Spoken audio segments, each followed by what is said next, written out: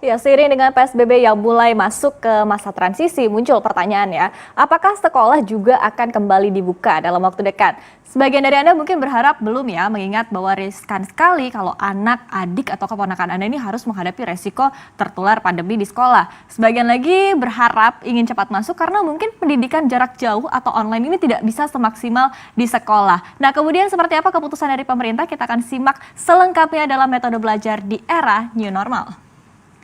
Meski tahun ajaran baru 2020-2021 ini dimulai per tanggal 13 Juli 2020, namun Menko PMK Muhadjir Effendi ini mengatakan ya bahwa kemungkinan aktivitas pendidikan akan dimulai kembali pada awal tahun baru atau 2021. Nah, menurut Menko PMK dibandingkan sektor lainnya, kemungkinan sekolah adalah sektor yang kembali normal paling akhir karena karakteristiknya yang berbeda. Jadi pemerintah juga tidak ingin tergesa-gesa dalam memutuskan kapan sekolah akan kembali dibuka dan masih mengkalkulasi dampak yang ditimbulkan di tengah new normal.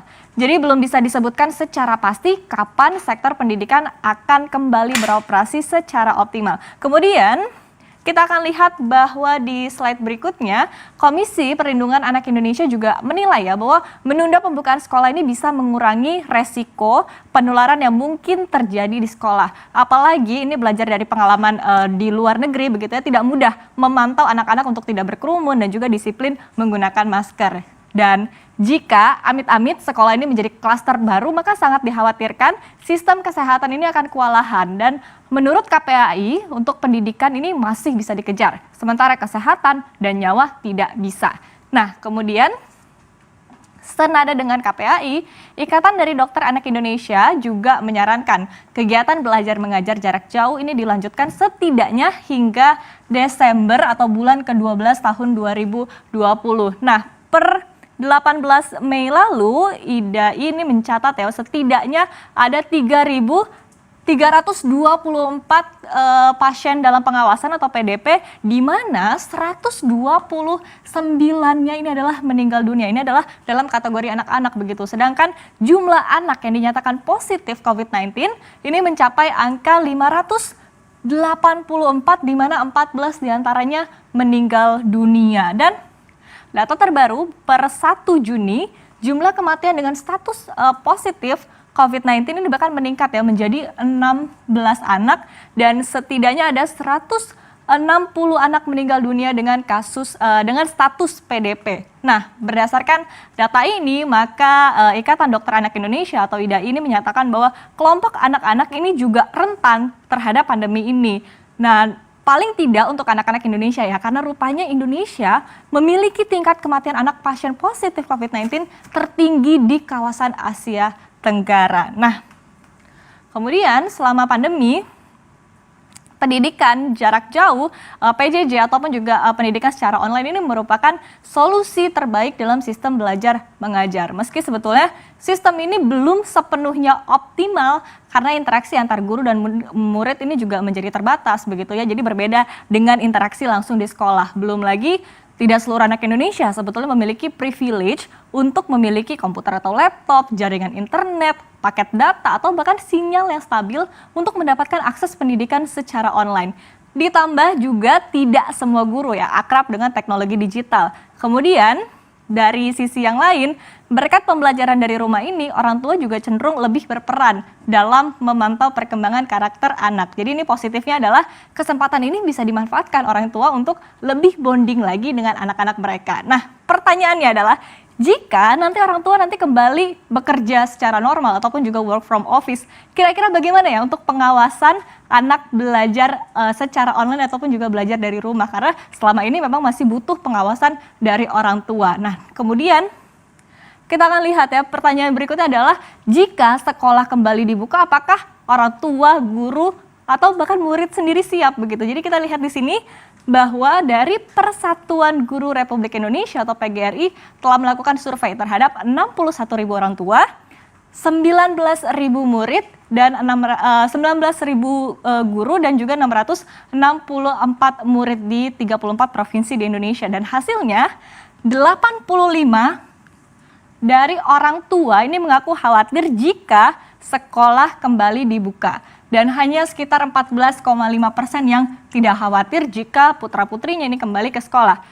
Sementara sebanyak 72,2% ini setuju bahwa pembelajaran jarak jauh dilanjutkan dan 27,8% orang tua tidak setuju PJJ ataupun juga pembelajaran secara online dilanjutkan. Kemudian dari 68,5 orang tua juga menganggap ya bahwa siswa telah mengikuti pelajaran jarak jauh ataupun juga PJJ dengan baik, sementara 31,5%-nya menyatakan belum baik.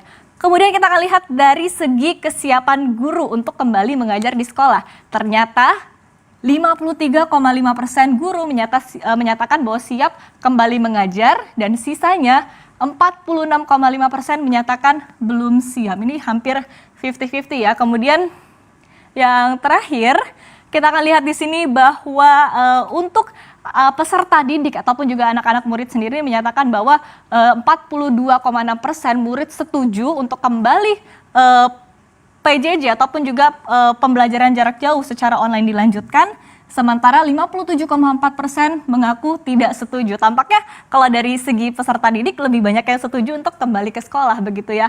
Kemudian kita akan lihat seperti apa sih dampak dari pembukaan kembali sekolah di beberapa negara. Kita akan lihat yang pertama di Korea Selatan adalah di mana selang beberapa hari setelah sekolah dibuka, rupanya 250 sekolah di negara ini terpaksa kembali ditutup akibat jumlah kasus yang meningkat setelah jutaan anak di negara ini kembali ke sekolah. Padahal sekolah-sekolah di negara ini sebetulnya sudah menjalankan protokol kesehatan dengan sangat ketat. Bayangkan ini di Korea Selatan, kita ketahui bahwa mereka disiplinnya tinggi gitu ya. Kemudian hal yang sama juga terjadi di Prancis, di mana sekolah di negara ini juga kembali ditutup setelah sempat dibuka pasca pemerintah Prancis menemukan setidaknya ada 70 kasus baru di sekolah dalam minggu pertama sekolah dibuka. Kemudian ini yang agak berbeda begitu dan sejauh ini satu-satunya adalah Denmark, di mana setelah sekitar 1,5 bulan pemerintah Denmark ini mengklaim bahwa tidak ada peningkatan kasus di negara ini. Tadi disebutkan bahwa ini adalah satu-satunya yang tidak ada efek penambahan kasus sejauh ini. Kemudian kita akan lihat di Belanda bahwa sebuah sekolah akhirnya kembali ditutup berkat penularan dari COVID-19, di mana ada 2 guru yang positif tertular begitu COVID-19. Nah, kemudian tentu apa yang terjadi di negara-negara ini bisa menjadi cerminan ya. Seperti apa dampaknya kalau sekolah kembali dibuka di Indonesia. Dan ingat, kompleksitas masalah di setiap negara ini berbeda dan di Indonesia mungkin dampaknya bisa lebih besar lagi dibandingkan di negara-negara ini karena jumlah murid dan juga kondisi yang jauh lebih kompleks. Jadi diharapkan pemerintah bisa terus memberikan keputusan yang tepat demi menjaga kesehatan anak-anak Indonesia.